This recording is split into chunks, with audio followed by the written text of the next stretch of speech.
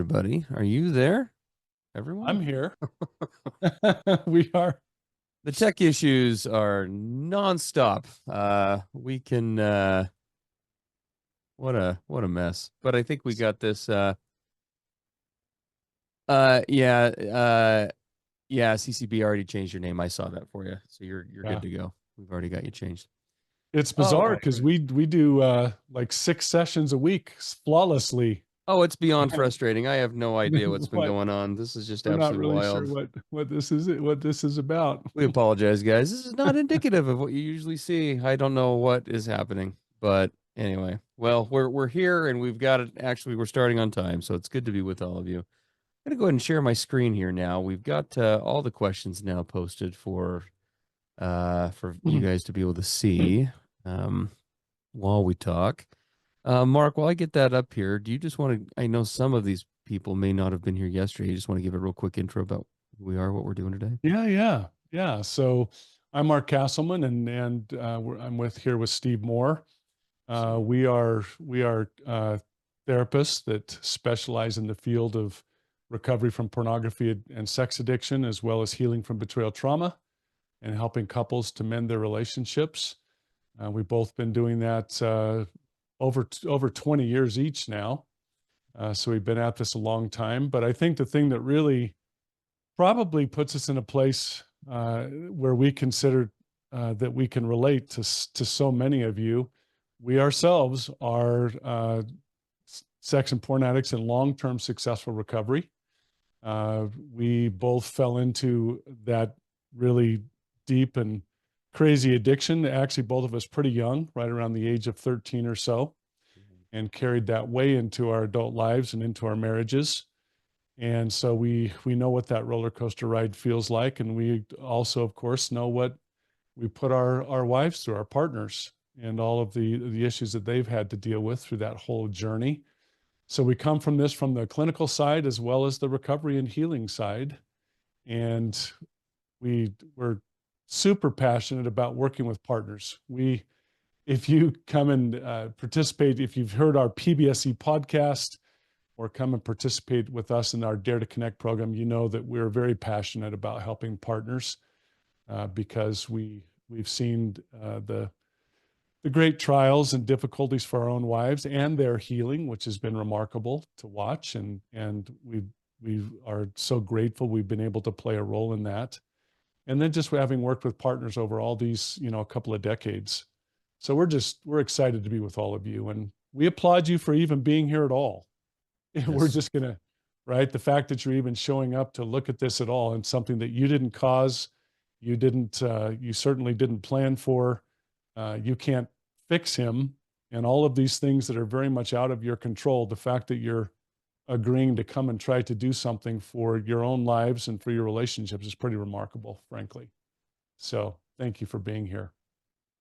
Yep, absolutely. We really appreciate everybody, and again, your flexibility. We know it's been kind of a crazy tech ride with this. Next time we won't even go the YouTube route. I don't think No, we won't. It's just been awful trying to make that work with our system. So anyway, with all that being said, it is great to be with all of you. And as Mark said, we've been doing this a long time. We always appreciate the chance to work with anybody, but especially partners.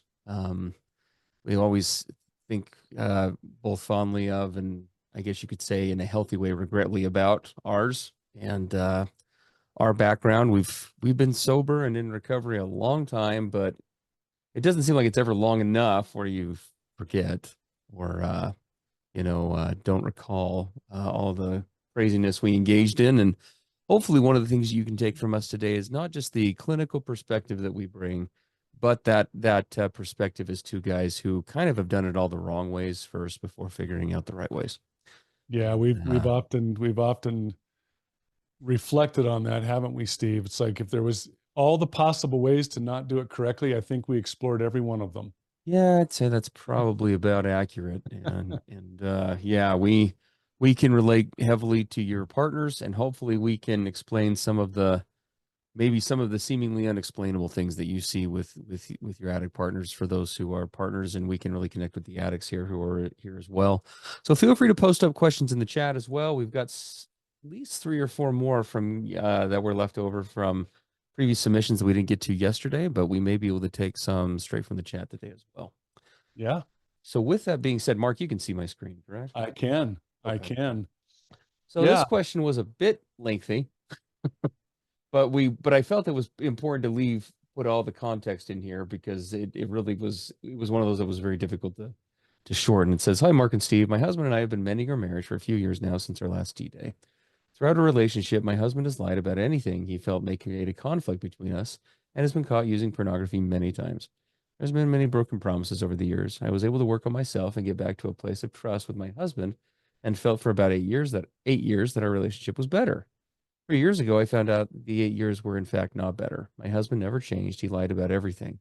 Big things, small and meaningless things, and of course, porn use."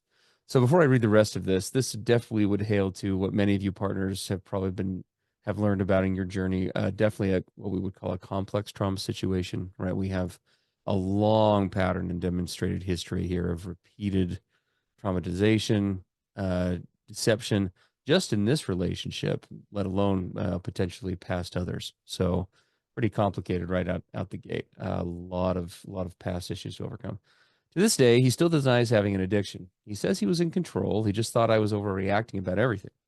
The last D-Day was traumatic for him as all his lies came crashing down. He says he's now had a change of perspective with the improvements I have seen him in over the last few years. I am certain I was never overreacting, but I find all of this very confusing.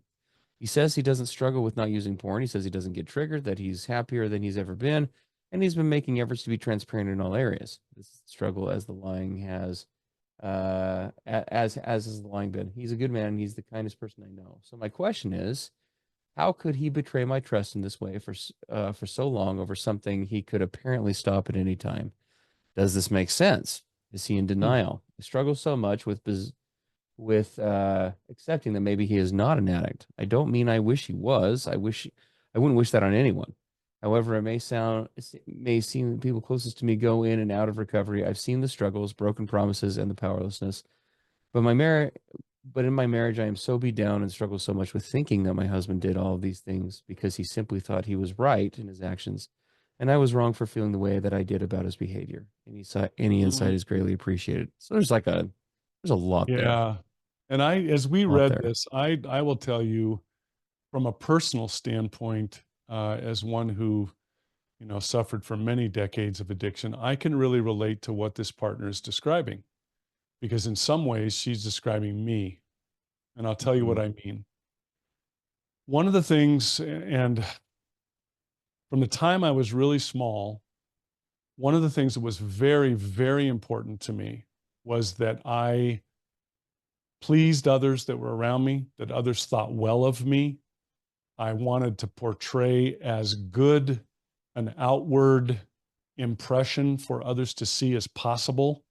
My whole sense of worth, my sense of value, it all depended on whether others thought that I was a good person, that I was handsome, successful, good, worthy.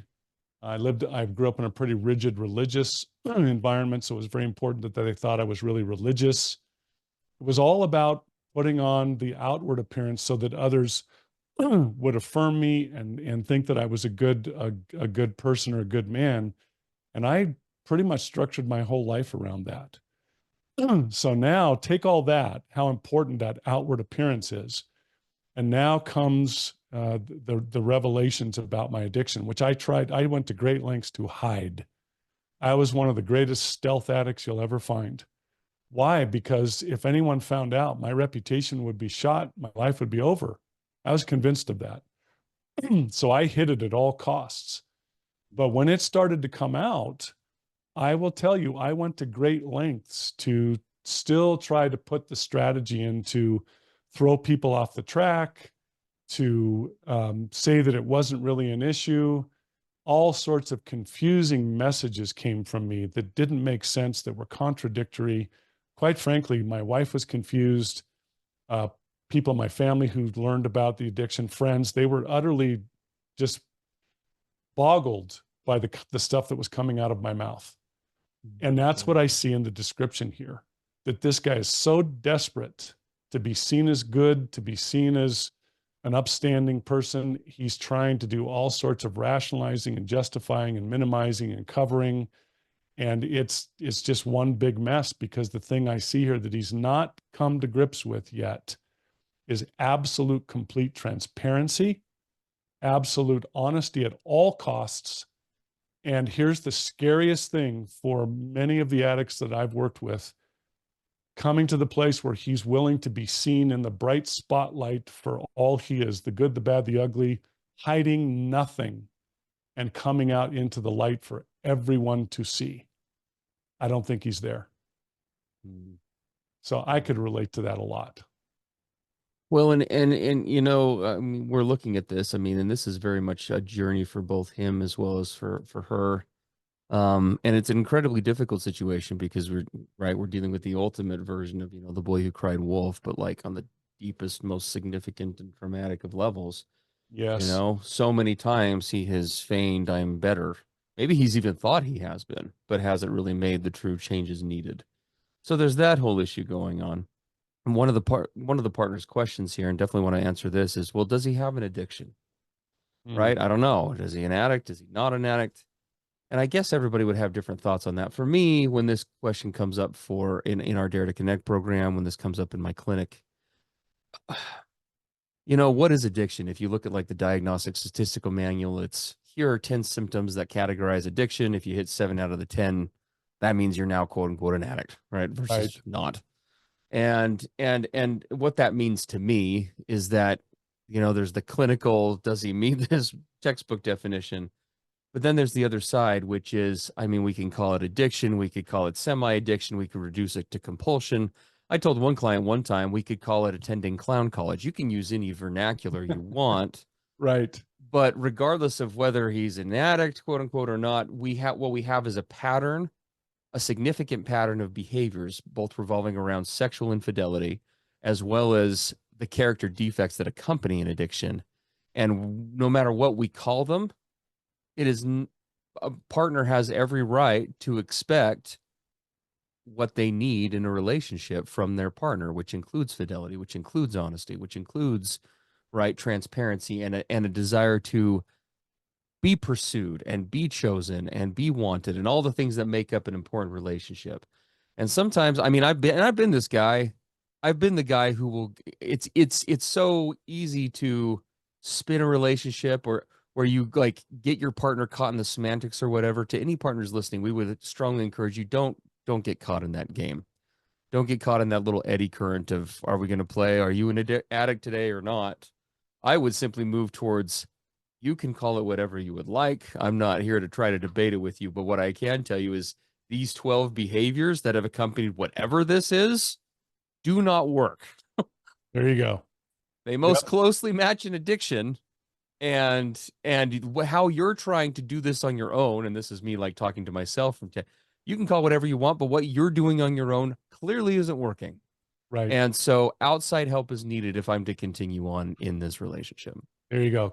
It doesn't matter what we call it. These behaviors don't work for me. Yes. And and so I'm going to set up boundaries. I'm going to clearly express my wants and needs. And you get to decide as my partner whether you're going to step up to the occasion and do the personal work and get the help you need in order to make this relationship more compatible, or you're going to put me in a place to make other decisions. Yeah. Call it what it is.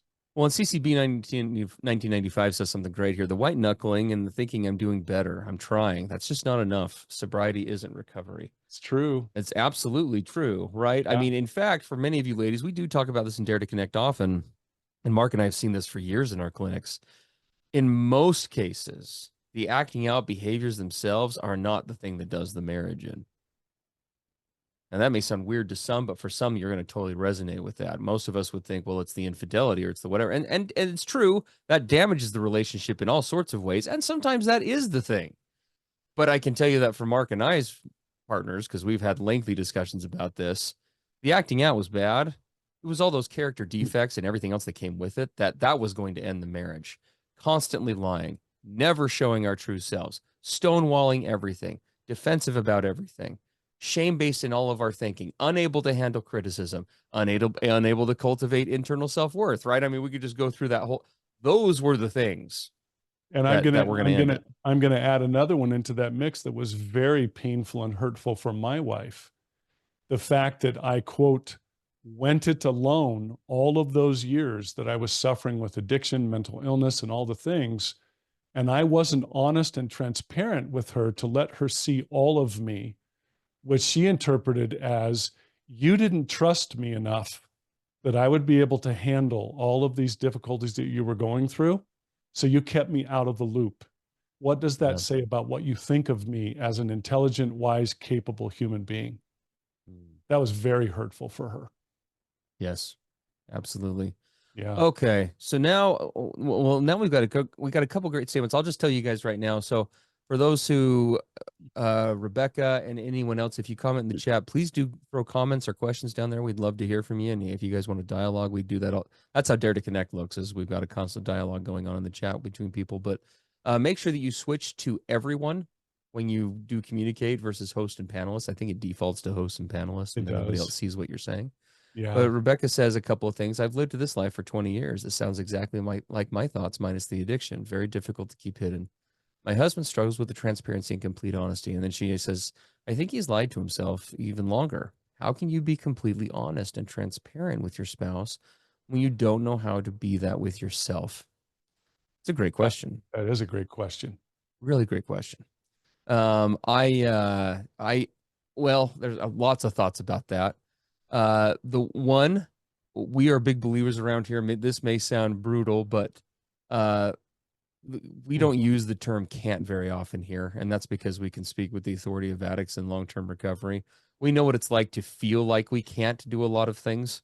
What we have learned over time is that in almost all cases, that means I really, really, really don't want to, or I can do it, but the consequences are just so great that they just ring up to me as not an option.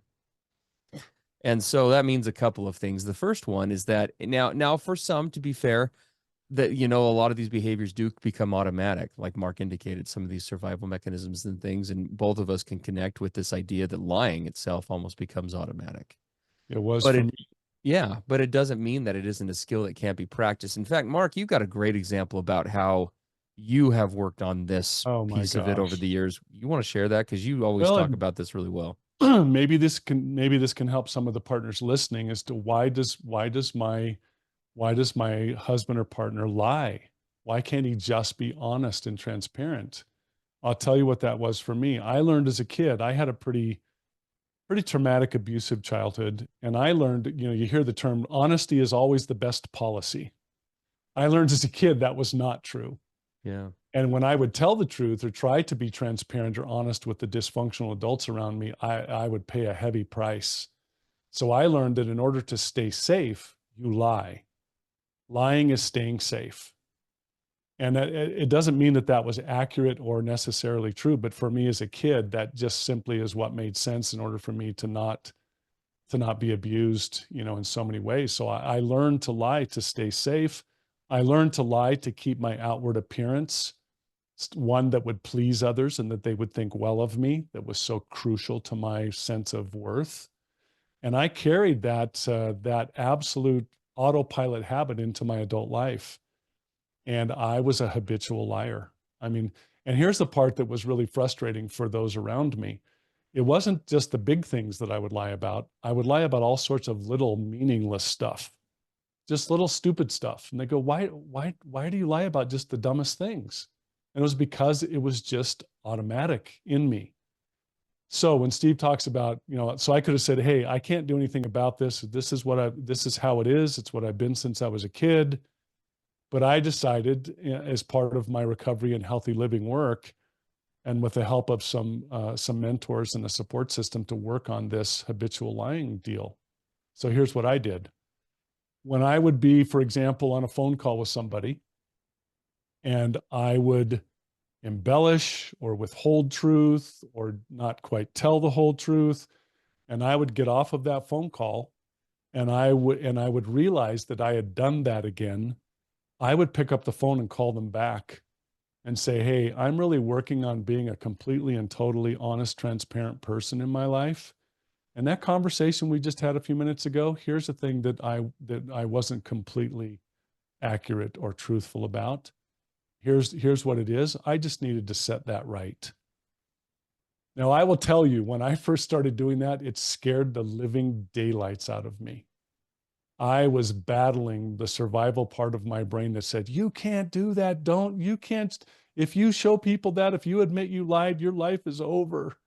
And it took months and months, probably better than a solid year of doing that every time until the new way started to become the default. So that's just an example of the kind of work that it takes in order to come out of this stuff rather than just saying I'm sober. No, it's not looking at porn or not going to old sexual outlets is good. But if we as addicts don't start to peel back the layers of what's under that surface addiction, it's going to keep coming back.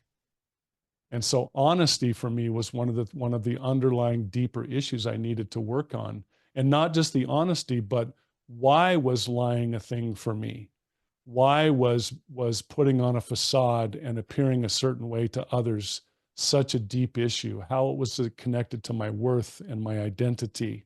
You see how you got to go down through those layers and keep peeling them back till you get to what the core issues are and then work on those. That's Absolutely. real recovery. Absolutely. No, it's a journey, and it doesn't mean that it's easy. And like Mark talked about, it can involve a lot of awkward instances where you've got to go back and own things and have conversations and whatever. But there is, it's a rare day where in our clinic we run across a situation where somebody truly, quote unquote, can't make those kinds of changes. And so we addicts, I mean, it's almost, we tend to be, as many of you would know, the typical addict tends to be incredibly pain averse. We've gotten really good at avoiding pain in various ways and for various reasons. And so for us, those things that are painful, sometimes it is easy to just label as, this is impossible or non-negotiable, whatever. So. Well, and when we have guys we're working with or partners who can easily get into that place too. I have no choice. I'm stuck. This isn't possible. I can't. We'll often invite them to use other words to replace those words that are more accurate and meaningful, right? When you say can't, let's talk about what that means to you. And what we usually find is you'll get down to deeper words like I'm afraid, or I've tried before and always failed, so I'm hopeless, or right. There's nearly always other words under the word can't that actually are closer to what is actually going on. Well, and one thing that we could definitely say as we wrap this question up as we move on to these other ones, because she asks a few questions. Does this make sense? Is he in denial? Is he really, could he really just stop this at any time? I don't know that we could speak to any of those things in terms of not without knowing him for sure. What we can say is that you as a partner have the right and the obligation to ask for whatever you need to in terms of redeveloping trust. Because again, this is a very complex trauma situation. And there is, and you can tell a lot by where an addict or a clown college attender or whatever we're calling this situation, right? You can tell a lot by how they're progressing in that process, by the level of willingness and openness, right? Willingness, yeah. Because a guy who is working on these issues and the issues underneath them not only will be able to convey insight into what he's learning, how he's growing, he will also become progressively less defensive about sharing those things. Yeah. And if that is not happening, that is a clear indicator that more work needs to be done. So, yep. Okay. Well, we'll press on here. This one is much shorter, gratefully. Hello, Mark and Steve. I am a woman in my 20s who has been with a porn addict since 2018. I discovered his porn addiction late in that year. Unfortunately, this included sexual communication to people online and seeking validation outside the relationship. He has continued to use porn and does not see any issue with it, so I will be giving up after trying for almost 7 years. I will be breaking up with him on Saturday morning. We are sorry to hear that, and finally moving on. Do you have any advice on how to trust men again after betrayal trauma? Dating again just feels so hopeless with so many men in active porn addiction. Yeah. I guess I can just give my own personal first thought to this. I know that all of us operate in different circles. We come from different backgrounds. I come from a background where, in a very conservative Christian dynamic, for example, where the adage tragically of once an addict, always an addict. And if a guy has ever, been involved with porn, that means he's an automatic write-off. And I think it's understandable why people who've never been exposed to this stuff or don't work in this field or whatnot, they have that natural fear and then some of those natural conclusions. But I can absolutely tell you. So I'm 41, and my wife and I were having our first child here in a couple of months. My wife is 7 months pregnant, and we've actually had lots of conversations about our daughter. Like, how is this going to work? Because I know how, like this partner is saying, how saturated is the world with pornography now, and people who have been exposed to or engaged with it to some degree. What will that look like in 20 years when my daughter's dating? I mean, and what I think now, the conclusion that I've arrived at this point is that I think I've come to the reality and the acceptance that, I mean, we live in a world now where the average age of exposure to pornography for a child, and hopefully this isn't too depressing for some of you, is below the age of 6 now. That's the average age, by the way. We live in a world now that is different from the one that all of us grew up in. There was a time where pornography could be something that you could dodge, that you could avoid, that you could run from or move to different towns from, whatever. And that used to be and still continues to be the strategy for many. What we see now, though, in the clinical reality of the world is that it is not a question of if you are going to be exposed to pornography, whether it's you, your children, other men that you have dated. It is a question of what has that exposure looked like and what has the engagement with the issue looked like. Right. I myself, with my daughter coming up in age, I plan on fully having a conversation with him that involves something like the following. You know what I do for a living, right? So let's not bullshit each other. What has your experience with pornography been? And if he tries to look at me and says, Mr. Moore, what is this pornography you speak of? He and I are going to have really, or no, the guy that she's dating. Oh, the if guy he's like, what's pornography? Oh, yeah. I don't know. I'm just going to cut him off and just say, you and I, we're not having that conversation. Right. What does it look like? How have you engaged with it? And what have you done to work on it if it's been an issue? And I love your response, Steve, because that is the part of the answer to this woman who wrote us in, is having a completely and totally transparent, open dialogue with anyone that she considers having a relationship with. And I'll just tell you, when she opens up that dialogue, which she absolutely should, his initial response is going to be very telling. Yes. Right? When she puts that subject out on the table, how does he respond or react? What does that look like? And I want to say this to her and to all the partners listening. What you've been through is horribly unfair. It's crazy painful. It's utterly confusing and bewildering, and everything that you've been through. But here's the silver lining to that dark cloud. Each one of you that are going through this and have been through this, you are changed. You are different because of it. You're wiser. You're learning to trust your gut and your intuition. You're becoming better at voicing your truth, stating your wants and needs boldly, right? All of you are coming through this, and you're not the same as you were with the initial betrayal. And so I invite all of you to become increasingly confident in those things, courageous in them, continue to build yourselves, continue with your self-care, continue to increase in confidence and self-identity and worth, and then rely on those if you decide to go into a future relationship. Yes. Right? Step into your strength, step into your empowerment, and take this horrible experience and learning and use it going forward. Yeah, absolutely. Well, and CCB brings up a great point. I had a client several years back where she actually went through a divorce from an addict who was unwilling to change. And I continued to work with her during the dating process. And it was actually really fascinating because I remember one session, she actually helped me set up her dating profile. It's probably the only time in my career I've ever done that. She was like, Steve, I want you to help weigh in on this. So we sat down and we kind of explored her truth and what she wanted. And she put right on the dating profile, She said, if you have had issues with pornography, I need you to be able to talk about that openly and share with me what your journey's been. And that's what she put. It was very much and she was prepping them because on the very first date, picture that, everybody, very first date. So what does your journey with porn look like? And she would gauge whether future dates would happen on how he was able to respond. Because again, one thing that cannot be faked is like the shame response, the awkwardness to that, right? And she went out with a number of guys who would try to just say, I've never even heard of this pornography thing. She went out with other guys who got super defensive. Those guys she avoided like the plague. Who were the ones that she would go out with? They were the ones who actually, I actually appreciate you talking about that, because I usually share this at some point with someone I'm dating. Let me just walk you through it. And then they talk about it openly. And for her, that was a huge, what's the opposite of a red flag? A green flag, right? Of like, okay, this guy has a handle on what's going. And through the discussion, she was able to determine what's his level of mindfulness, how connected is he with himself.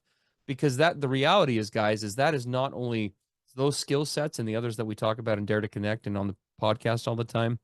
They're not just the skill sets for breaking free of this. They are the skill sets that keep you out of it. And that is the new world that we all live in, right? For your children growing up, for your partners, for any partners out there who've never gotten sucked into this mess, for female partners who feel like they'd never get pulled into pornography. Female pornography, by the way, or female affiliated pornography is the widest growing demographic right now in the porn industry. You women are all being targeted, just so you know. You're being really targeted. That's a good way to say it. You're being But targeted. That's the reality. And so all of us, everybody, guys, gals, we all need to be inoculating against this, because it is a ever-growing, ever-present, sexually saturated problem. And so I think the more that we move into that headspace of, it's not how do I avoid this, it's how do we live in a world with this, and how do we engage with it is really the reality that we're talking about. Steve, there was a private question that came into us through the chat thread from JR. I'm just going to read it. I think it's a good one, and we can answer it right now. The two of you are so inspiring. Thank you. Boy, we haven't felt that way a lot of our lives, but we're glad we are now. Thank you for all of your wisdom and strength. It feels so hopeless right now in my relationship. I don't know if I'm ever going to get through the trauma this betrayal has caused. I need some hope. Is there hope? What I want to know is what really clicked in your minds to cause some meaningful change. How did you really recover from this addiction? What was your turning point moment? It's a great question. I can speak to that real quick, and then Steve, you can weigh in. Sure. So I've worked with addicts for, like I said, like 23, 24 years now. I've helped run a drug and alcohol rehab facilities extensively with sex and porn addiction. I've seen just about everything there is to see. And I find that addicts fall into it's kind of three, it's a lot more complex than this, but just three general categories. I find that there are, and I'm going to call them rare, but they do exist. There are the rare few that wake up one day and just say, this addiction has caused so much pain and catastrophic things for me and my partner. I am just done. I'm changing. That's it. It's over. I'm going to be healthy going forward. And I've had a few guys over the decades were able to do that. That's not me. And that's most of the guys that I work with. That isn't them. It's a process. It's a journey. Some have said, well, you just got to hit rock bottom and then you'll change. Well, that sounds great, except I'm what we refer to as a bottom walker. I would hit rock bottom where everything was just awful because of this addiction. And instead of changing, I would just walk the bottom and just keep walking along it. So what was it that clicked for me? I just got to the point where, and this is a good insight into why we get into recovery. What are the reasons? They're very important. I got to the point where I was just so tired. And when I say tired, I mean exhausted, spent, done, of being duplicitous, of putting on a mask and a facade that wasn't authentic. I was so tired of not being me and having to put on the whole act with the lying and the minimizing and I was so tired of hiding. I just got to where if I had to continue in that, and I don't say this lightly, I was really pretty ready to take my own life. I just wasn't willing to live that way anymore. And that was a turning point for me. I wanted to be Mark. I wanted to be authentic. I wanted to just be seen. I wanted to give my wife the chance to choose me instead of the fake person I put forth, because I was scared she wouldn't choose the real me. So I have to show her something else. I just get tired of that whole thing. It's like, I'm either going to be authentic going forward or I don't want to stay on this planet. That was a turning point for me. And so I decided I was going to do it for me. And that was a powerful decision. And Steve, I think your story is a little bit similar to that, isn't it? Yeah, it is. I mean, and there is a turning point for sure. I think for every guy where you get to a point where really it's a tipping of the scales. It's when do the consequences for me as an individual that are mounting around me, right, outweigh the benefits, quote unquote, of the addiction itself. Yes. And I want to be really careful with what I say next, because I want to just make it really clear. It is not a partner's responsibility to manage, make a guy change, even try to get him to change. However, I will say that both part of Mark and I's story, both is part of our turning points was that we had spouses that did love us enough to start loving themselves first. Yes. And what I mean by that is we both of our spouses, tried to quote unquote love us into recovery. They supported us. They were our cheerleaders, and they tried to do that to the very best way possible, but they didn't know what boundaries were. They weren't good self-advocators. And sadly, what we did as addicts is we took that well-intended love and used it as enablement. And what part of that big turning point was when both of our spouses in different ways said, this has reached a point where we are now at the fork in the road that I've been talking about for years. You can have this world, meaning the world with me and family and kids and connection and all of that, or you can have that other world, but you can't. This is a myth that both of these are going to continue. I can't continue on with this. Because here's the catch-22. And in order for addicts, and this is the ultimate catch-22 that's hard for, I think, a partner to understand, but it's important you do.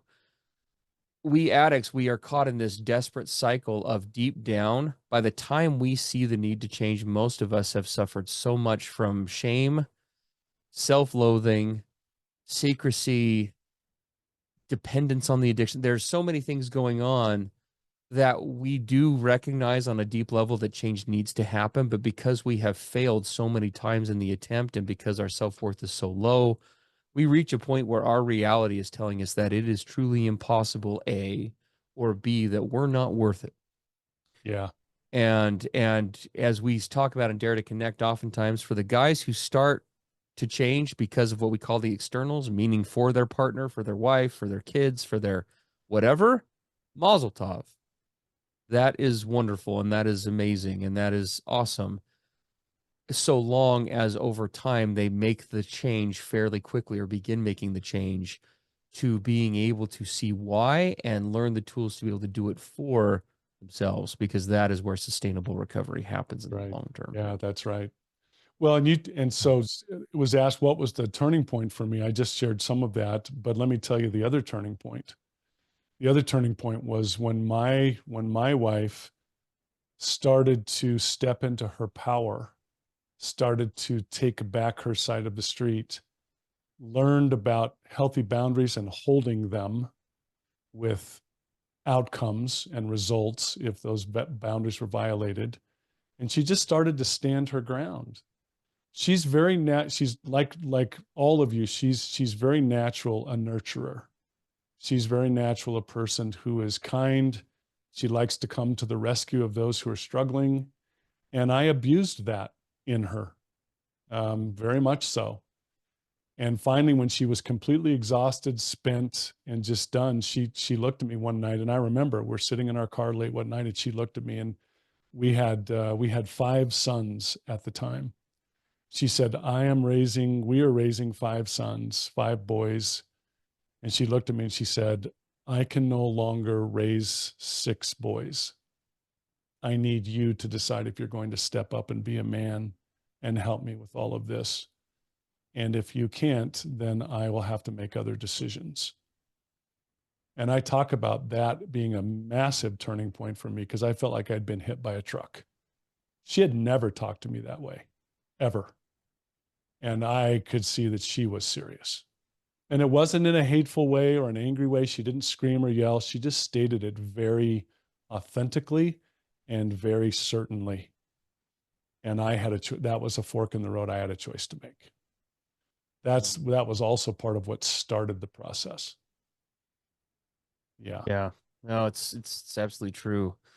So we hope that answers at least part of what is a very complicated It is complex. Yeah. question because the journey is a difficult one. But yeah, I would say that for both of us, there were multiple. In other words, there were multiple turning points. I don't think that there was any one point. When I first started recovery, I mean, I went to meetings, as I say, oftentimes to just get Brittany off my back. That's why I went. I mean, seriously, I went to my very first 12-step meeting. I was already convinced our marriage was over, but if I could, quote, work on it better, then maybe she'd hang out with me for a bit and the Titanic would take another few years to sink. That's really kind of how I'd written it off. And so I started going to these meetings, and honestly, despite my resistance to 12-step, I started doing little things in there and little things started to work. And then I had multiple turning points where, you hit 3 months of sobriety and you're like, I've done that 1,000 times before. Like, that doesn't mean anything. And then you hit 6 months of recovery. And I remember thinking like, that's interesting. And I'll never forget the day I hit a year sober. I didn't even know what was going on completely because by that point I was in therapy, but I knew what was happening was I felt better than I ever had. And I was sober a year and wasn't telling myself not to act out every 7 seconds.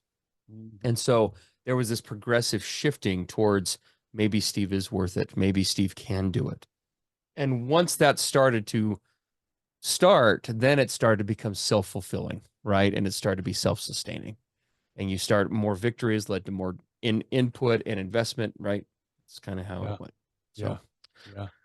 Anyway, okay. Well, let's see here. We've got we've got a number of these left. So, let's see. We'll go to here.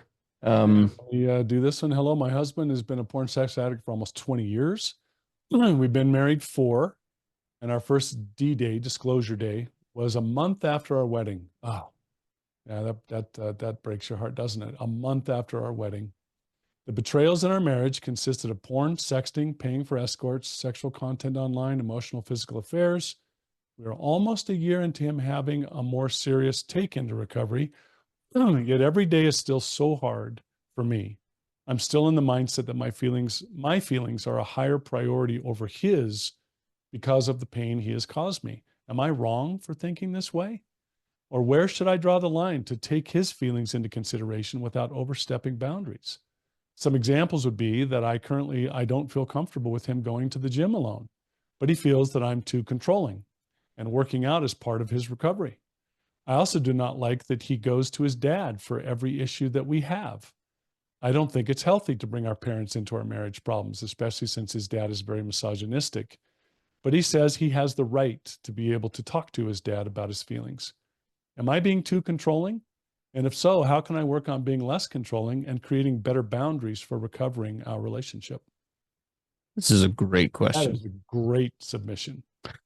Lots of thoughts, but I guess where we would start is let's talk a little bit about what boundaries ought to be. Okay. We just did like a 2.5 month lengthy deep dive into boundaries on Dare to Connect. But it's a topic that comes up all the time, and we'll be circling back to it soon because it is one of the most requested in our program.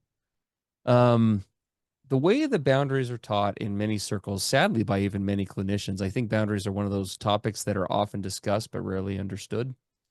Usually we think about boundaries as this kind of, it's basically, if I set boundaries, that's going to change the other person, right? That's more or less the mantra that people operate from with boundaries. And there is a huge misnomer there because trying to set boundaries from that place, one, is impossible.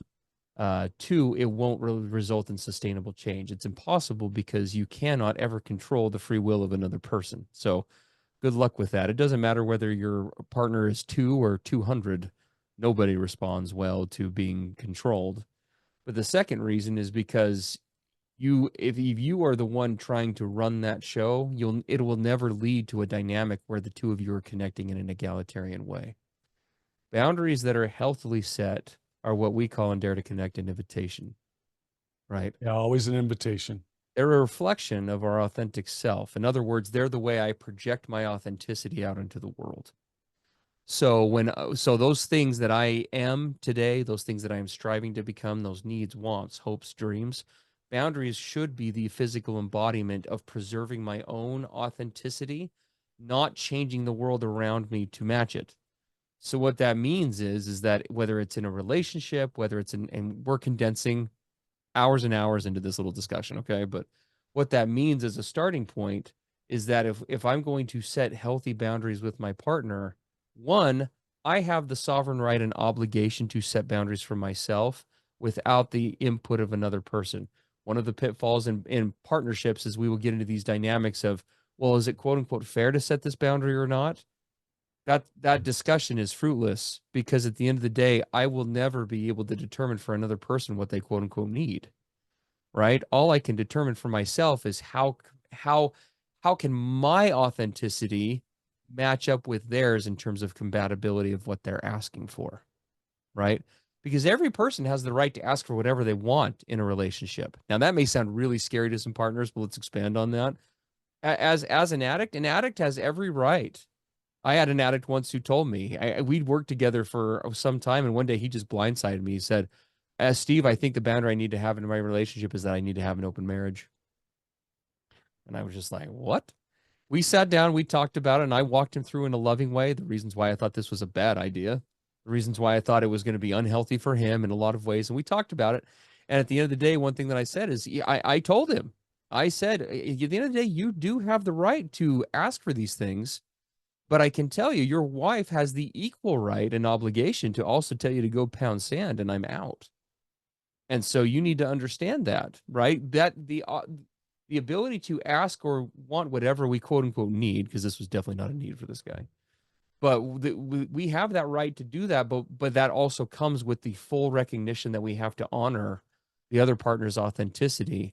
And when we do boundaries that way, one, it's really scary. But two, the reason why it's scary is because it leads to the conversations many coupleships should have been having for years, but they avoid by those intellectual discussions or the moral judgment calls or the fact-finding missions or whatever, which is, are we compatible with each other? That's right. Right? Yep. Because another way for all the partners here to look at your boundaries, right? You have wants, needs, dreams.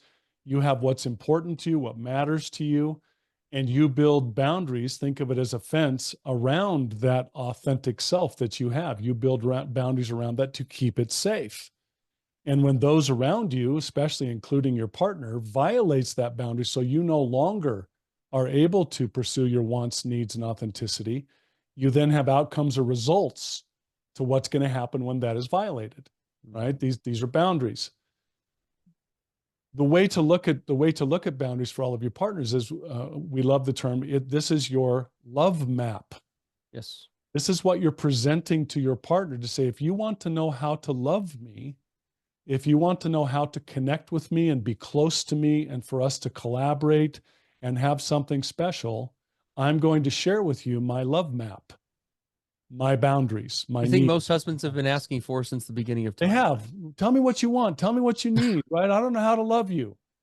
And then, of course, when a partner, when my wife, for example, started to speak her truth on that, I didn't like it because that's not what I had in mind, right? I had cliches in mind and stereotypes and how Hollywood shows it, So you present that love map to your partner.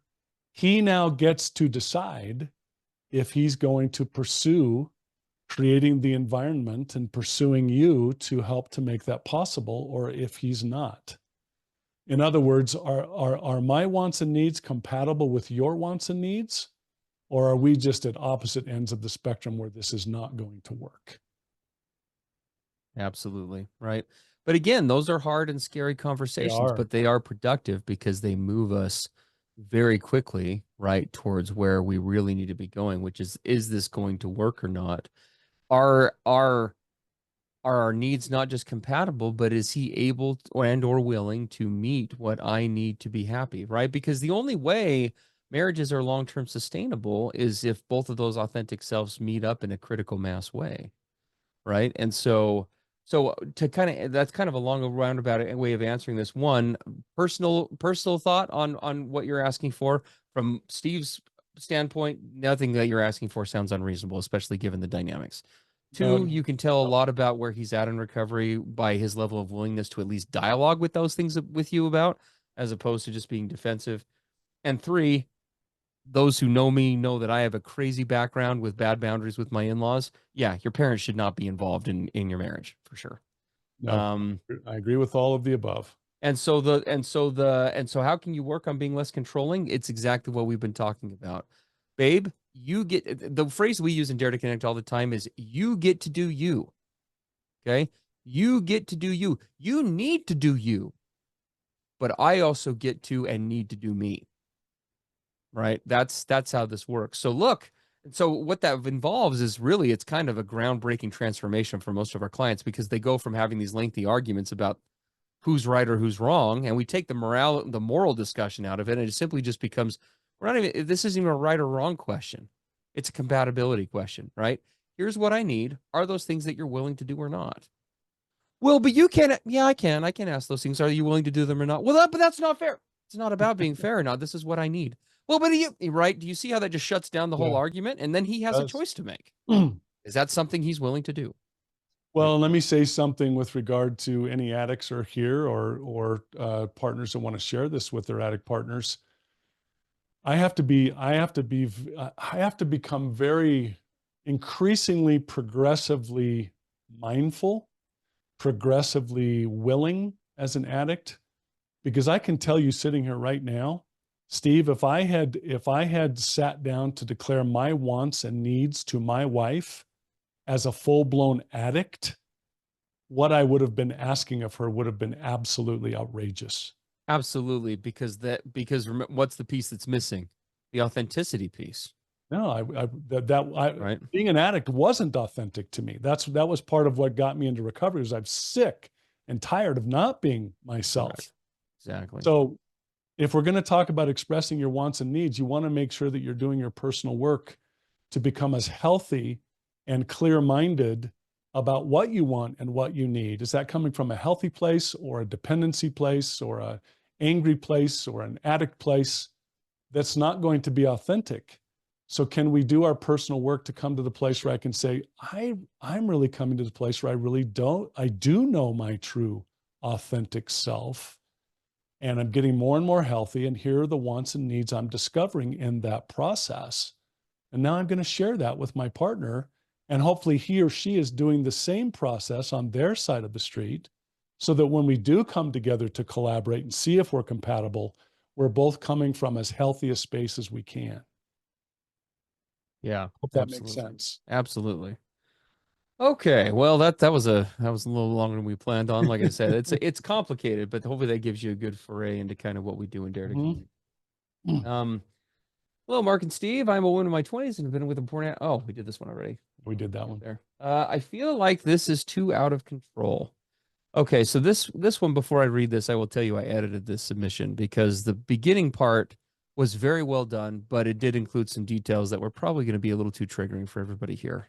But this is a partner and addict dynamic where the addict has been engaged in some pretty grievous behavior, submitting nude photographs of his wife to online camera partners that he's acted out with, had inappropriate conversations with women about his marriage and what's going on there. A whole list of things have gone on that are pretty grievous. And so I did edit that out. But this is what she says. I feel like this is too out of control. He is seeing a porn addiction specialist currently, but I think it's too late. I don't know if I can get over this. I have a therapist, and I texted her today asking for a session as soon as possible. I've been laying in bed all day crying. I texted his dad because I get genuinely worried about him. He didn't tell me where he was going. I just feel this is hurtful to do because it is hurting me worrying about him but also I'm so angry. I have no one to talk to. And I've been on Reddit, meaning probably your guys' forum all day having panic attacks. I don't know what to do. Mhm. And first of all, just for any partner who finds himself remotely in this situation, we are so sorry. We know that many of you here may find yourself eerily in a similar place to this person, at least at times. And our hearts just go out to you partners who find yourself dealing with such an unjust, unfortunate situation. It's always difficult to speak on something like this because obviously we're not acting as therapists in a group support role. So we're not diagnosing in this particular context. We don't know anything about his specific situation. But I would say in a situation where the level of emotions, emoting, and the chaos that you're experiencing is, if you're to that level where you're having constant panic attacks, you may want to seriously consider at least a temporary, immediate separation. That was my first Um, thought. there's just way too much going on where if your fight, flight, freeze response is being triggered to that degree, you need to take care of yourself first. As we say in Dare to Connect, oftentimes, just like on a plane, if there's an emergency, you put the mask on yourself first before you do it with anybody else. And this is not a relationship you're going to be able to salvage if you lose yourself in it. Yeah. Um, and whether to stay or to go is kind of a discussion for tomorrow. We would definitely encourage you to lovingly take a break from that relationship and access some local resources when it comes to whether it's family or friends that you can go and stay with, whether that is possibly even accessing community resources if needed. But and we can connect with, we talk to partners every day where they so badly want to keep families and relationships together. Continuing in this dynamic, if you stay based on what you're describing, is guaranteeing that the relationship will end. The most loving thing you can do right now is to back away, take a step back, take a breather, and then go from there with a one day at a time approach to getting your needs and or the needs of your kids if they are involved first, and then we'll figure out the relationship another day. That's what I would say. Yeah. I totally second all of that. So we are so sorry to hear that.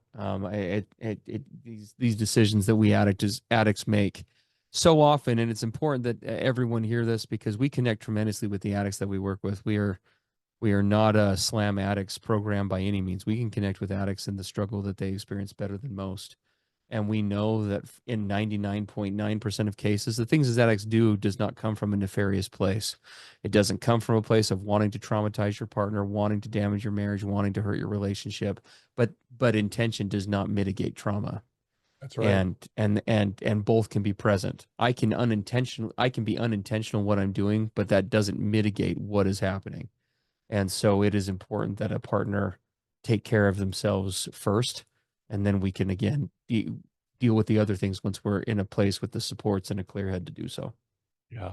Yeah. Because a really important factor for all of us, we never want to make critical, life altering decisions No. when we're buried in trauma or buried in addiction, right? We want to do whatever we can to draw boundaries and safety around ourselves, to take space, right? To where we can become more clear minded in order to start looking at what the future is going to be.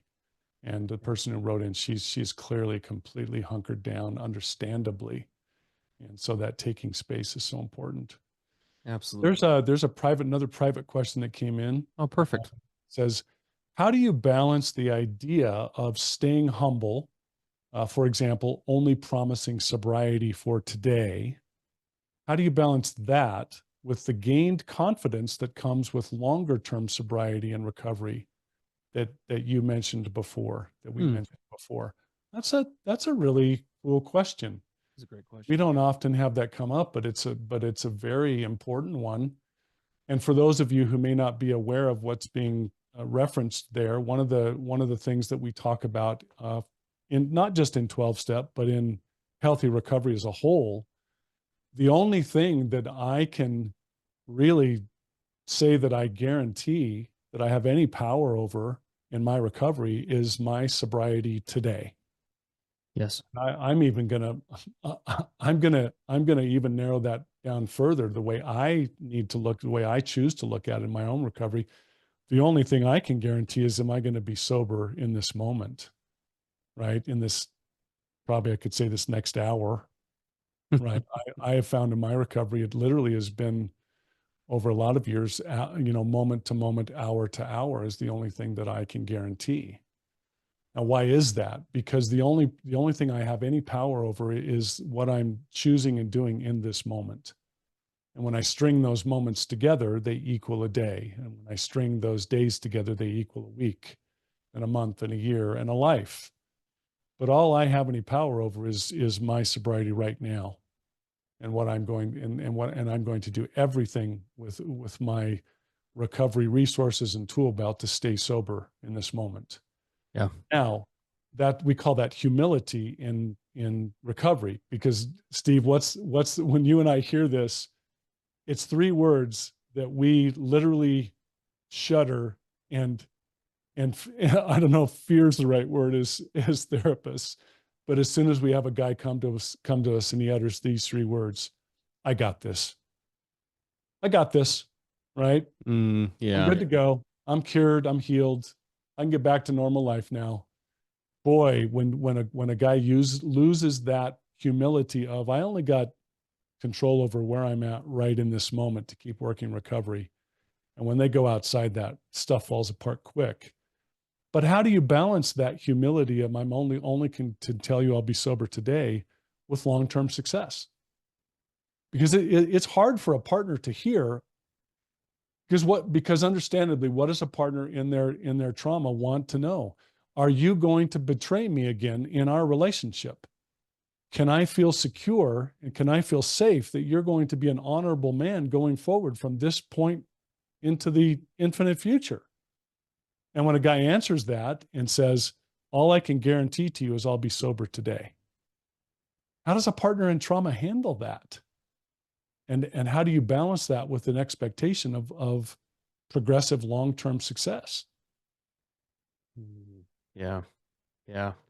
Well, and I to add kind of what Mark is saying, because I remember, and it's so weird to, live in this long-term recovery place. I've been sober nearly 10 years. And so you kind of have this dual reality in your brain as an addict in long-term recovery, because I vividly remember that old guy, and like I can access him anytime, which is really valuable when we're working with clients or in Dare to Connect, because I can just kind of move into that headspace really easily.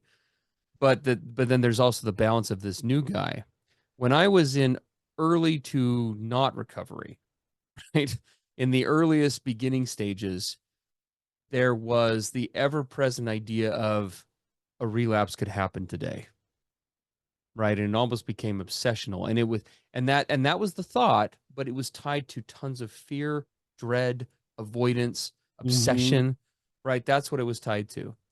Over time, as I went through the process that Mark just described, my evidence-based brain began to take on a new reality, right? We addicts, we struggle to fight against that God-given evidence-based brain that we have, because unfortunately our reality up to this point is that you're screwed, you will not recover, you're done, nothing will fix this, right? Whatever. Yeah. And so one of the hardest things to overcome in this process is your own background, right? Your own mentality. And what happens over that one day at a time, like Mark just described, is that feeling of a relapse could happen today. I still have that feeling every single day, but the emotions attached to it are 180-degree different, because it used to be dread and like foreboding and, for lack of a better term, oh shit, right? Like that, like just that constant feeling of terror and shame. And now it's been replaced with compassion and self-acceptance and love, but it's also balanced with the piece of, I could absolutely relapse today, but I also have tools that have been demonstrated over time to work. And as long as I access those tools, my experience tells me that I won't. And so I have a whole toolbox, right? And that's what allows us to move forward without becoming, I've got this and I'm, good to go and prideful, crazy, without also living in that dreadful place, is that recognition that I'm always one. I told the guy the other day, I'm always one bad decision away from a relapse. But I also have a whole support system of people around me and things that I do every day to safeguard against the steps that would lead to that. So this is going to sound like a contradictory phrase, but I'm going to say it. it's a humble confidence. Good way to put it. It's a humble confidence. Good way to put it. Right? I am one bad decision today away from recovery, but you know what? I have a history now that's not just what it used to be, an addiction history. I have a success history. And I have confidence in that history, not because of me, but because of the support system I've plugged into, my higher power, the tools I've tested and used and know they work. I can wake up optimistic and confident today with a sense of humility surrounding that. And in my addiction, I never had those feelings. Yes. Ever. Yeah, that's the difference. Absolutely. Hopefully that makes sense. Well, gosh, we are probably just a little bit over time here. This question we can probably answer fairly quickly because we kind of touched on it already. Why is it easier for some addicts to enter and stay in recovery and for others more difficult? You know, there's a whole lot of factors that tie to that ranging from the age they got into addiction to pre-existing, you know, emotional and support deficits to family of origin issues to a whole bunch of things. Well, can I interject Please. and just say there's one word in that question that I would have to say should be absolutely blown up, you know, and made 20 times bigger than all the other words. Why is it easier for some addicts to enter and stay in recovery and for others more difficult? Mm-hmm. I've never found an addict that has been successful in long-term recovery where anything he did was easy. Ever. Yes. The guys that become sober and stay that way work their butts off. I just have to be blunt. Right? Absolutely. Right. No, well, and I think that the word that I would attach to this whole thing is really the hands down the biggest variable that we see, guys, across the board with addicts over what 50 years combined between the two of us or whatever we've been doing this for, definitely would be willingness, hands down. Yep. Mark and I, we've run multiple programs together. We could give you examples from not just Dare to Connect, but past programs where guys who would come into our program, Mark and I are probably thinking the same one right now, who came into the program literally on the brink in every single way, but who, at least for a time, as long as they stuck with it, made miraculous changes because their willingness was high. Well, you'd see them, and I know the guy you're talking about. He came into the group, and you could just see on his face and in his voice and in his countenance, guys, I've tried it my way all these decades, and it has gone to crap. Yes. I am now sitting here as a willing, open vessel. You tell me what to do, and I will do it. Yes. And man, did that guy do it. Didn't he, Steve? Day after day. Oh, absolutely. Well, it was interesting because the group would start. Mark and I were running this group, and the group would start. So before group, all the guys, they'd be hanging out in this waiting area. This was back in the day, way back when Mark and I were running groups in person, and a little local group, and they would all sit and talk. Sometimes they were telling semi-crass jokes. Sometimes we'd have to go out there and kind of curb it. Yes. He was always quietly reviewing his notes from the last set. It almost makes me emotional still talking about it because this man had a humility in the process like I honestly had never seen to this point.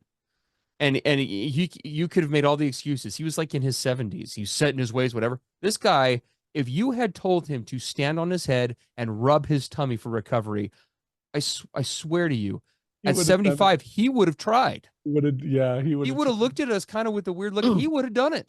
Mm-hmm. He was willing to do anything. And we saw a higher power work in his world and combined with the things that he was learning. It was miraculous. And by the way, changes that man made. Last I knew of him, he had been 4 straight years sober. And not sober, but he was rocking it. And his marriage was something it had never been in their 40 plus years of marriage. I mean, it was just fantastic. And kudos to his partner because she was amazing. He was. What she had been through and stuck and hung in with him because she always saw that there was something higher in him. She was also remarkable, but she was remarkable at holding boundaries. She was. He came to us. He was a pretty successful guy. He came to us into our program. He was living in a dingy little apartment because his wife said, we're separating because I won't do this anymore. So he was in a pretty lowly, humble place to start in recovery, but man, his willingness was awesome. And he was a worker. He was just a worker. So easier for some, I wouldn't call it easier. Some just have high levels of willingness and high levels of implementation. They're going to do whatever it takes. Yes. There's a great phrase from 12-step groups that always sticks in my mind because it slapped me across the face when I was in early recovery. It said, and it's very simple. It said, if you have decided that you want what we have, then you are now ready to take certain steps. Ah, that's a great phrase, isn't it? And Yeah. it wasn't chastising. It wasn't belittling. It wasn't, hey, pansy, you know, it was, if you've made the decision to walk the road, if you've decided that you want what you see here, then you are ready to take the steps that we have taken. So start walking. Yeah. And that really is what is required. Absolutely. Addicts tend to live in a world of what we call terminal uniqueness. You know, all this stuff, and there's probably a guy listening right now that was like Mark and Steve. Sure, these guys, Mark and I hear it all the time. Mark and Steve, you guys work with some bad dudes. We get it, but like me, I'm a mess. Like I am the real shit pile. Like you don't understand. We hear that all the time. We used to feel that way. Yeah. No guy listening to this program is beyond change if he is willing and open to come and do the work. Well, or what you're saying, well, that might work for others, but yes, you don't know me. Exactly. Yeah. Exactly. Well, and to that end, guys, we so appreciate all of you and everyone being here. This has been a great meeting. Thank you all for your participation and your engagement. There is a lot to do, and we know that all of you are engaged in the work of doing it. You could be anywhere on a Saturday morning, and you are here. To that end, we want to thank you for being here, and we would, if you are willing and have this level of willingness to be here on a Saturday morning, may we humbly suggest that the Dare to Connect program for addict spouses and couples might be right for you. Yeah. 30 hours of live interactive content a month, the opportunity to get immediate answers to questions from 2 therapists and addicts in long-term recovery, a support system where you can engage with other partners struggling, addicts can engage with other addicts, support groups on the weekend that are professionally facilitated so that you can avoid all the horror stories from support groups that you've heard about before, and an ever-growing wealth of recorded and advanced content in D2C Academy for people who've been in the program for a long time. Wherever you are at in this process, we feel strongly that our program can level you up. And we are offering the biggest discount, hands down, that we offer in Dare to Connect at all. There's a coupon code that a couple of our moderators have been kind enough to, and thank you to you both. We won't use your names here, but thank you so much for the work you've done for us the last couple of days. There's a coupon code there where, in addition to the 2-week free trial that anybody can get by going to daretoconnectnow.com to grab and try the program, if you put in that coupon code between yesterday and the 15th of September, it will take $150 off of your first month as well. So that's over half off the program. So you can try the whole thing in its entirety for $145 for 6 weeks for both you and your partner. So we hope that you will come and take advantage of that. We hope to see some of you there. As always, some of you may not even be aware, but we have run a podcast now for the better part of 5 years, the Porn, Betrayal, Sex, and the Experts, or PBSE Podcast. You can find that anywhere podcasts are available on any device. We are in the top 1% of podcasts right now worldwide, which is crazy to me. I guess that says that there are a lot of really, really, really, really, really small podcasts out there. But we'd like to think we're doing great things. We're in our 5th year. We have a whole, at pbsepodcast.com, we have a whole library of nearly 250 episodes you can access. Mark and I are available to access there as well through the contact form. If you have questions about Dare to Connect, daretoconnectnow.com, you can respond to us. PBSE Podcast, you can reach out to us. We're here and available to help you in any way that we can to take you on the next step in your journey. All right. Hey, thanks for being here with us, everybody. Just love and appreciate all of you. And look forward to either seeing you in our PBSE podcast as listeners there, or would love to see you over in our Dare to Connect Now program. So have a great rest of your day, and take care. Absolutely. And that code, if you guys didn't see it, is Reddit D2C Deal 2024, all with no spaces. So grab that, and we hope to see you over there. Have a great rest of the day, everybody. Oh, somebody asked, where will the recordings be? That's a great question. They probably won't be ready until the beginning of next week. We've got some other stuff to do with it being the weekend. But I will post those up to the Dare to Connect YouTube channel that you originally went for this before the broadcast all went to hell over the last 2 days. So we will do that. All right. All right, everybody. Awesome. Have a great one, everybody. We'll talk to you later.